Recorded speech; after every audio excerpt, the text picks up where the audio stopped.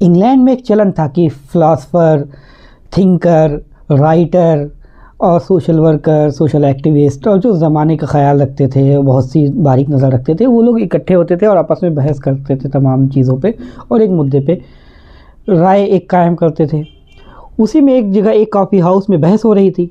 George Bernard Shaw उसमें बैठे हुए थे। बहस का टॉपिक जानते क्या था? ये 1940 के आसपास की बहस है। बहस का टॉपिक था भारत, हिंदुस्तान, इंडिया।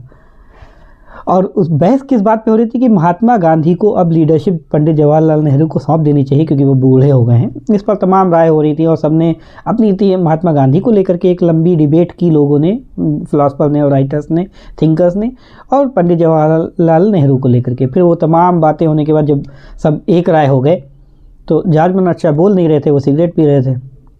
तो जब सब एक राय हो गए तो उन्होंने जॉर्ज बर्नार्ड शॉ की तरफ देखा और कहेंगे हम लोग अब इस चीज़ पे एक राय हुए हैं शॉ कि महात्मा गांधी बूढ़े हो गए हैं और उन्हें अपनी लीडरशिप और जो अपना उत्तराधिकार है वो पंडित जवाहरलाल नेहरू को सौंप देना चाहिए।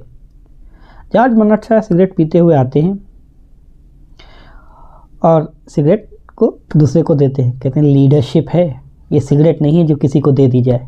लीडरशिप हमेशा हासिल की जाती है अपनी योग्यता से और अपने जुझारूपन से। तो कोई किसी को ये लगता हो कि महात्मा गांधी को अपनी लीडरशिप पंडित जवाहरलाल नेहरू को दे देनी चाहिए क्योंकि अब वो बूढ़े हो गए हैं, तो ये बात सही नहीं है।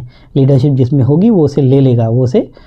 और फिर पंडित जवाहरलाल नेहरू ने करके दिखा दिया कि भाई वो उन्हीं के उत्तराधिकारी कहलाया राजनीतिक, और उन्होंने उस लीडरशिप को चला लिया। लेकिन जॉर्ज बर्नार्ड शॉ ने ये बात कही थी कि लीडरशिप सिगरेट नहीं है जिसे एक के हाथ से दूसरे के हाथ में दे दी जाए, ये हासिल की जाती है